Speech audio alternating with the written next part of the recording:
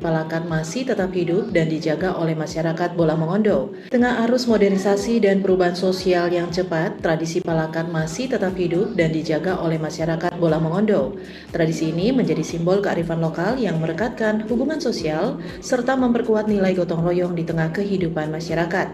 Palakat merupakan tradisi saling membantu dalam berbagai kegiatan masyarakat seperti hajatan, panen pembangunan rumah, hingga kegiatan keagamaan. Setiap warga yang terlibat dalam kegiatan ini memberikan bantuan berupa tenaga, bahan makanan, atau perlengkapan tanpa mengharapkan imbalan. Sebaliknya, bantuan itu akan dibalas pada waktu lain ketika pihak yang membantu membutuhkan pertolongan serupa. Nah, menurut tokoh adat Desa Mopait, Kecamatan Lolayan, Haji Lintong Mokodompit, tradisi Palakat telah diwariskan secara turun-temurun dan menjadi bagian penting dalam membangun solidaritas sosial masyarakat.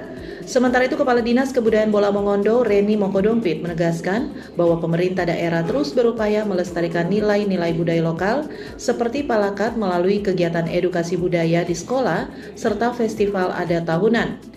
Dikatakan tradisi ini adalah warisan tak benda yang memperkuat identitas masyarakat Bola Mongondo dan mereka ingin generasi muda tetap mengenalnya dan menjadikannya bagian dari kehidupan sehari-hari.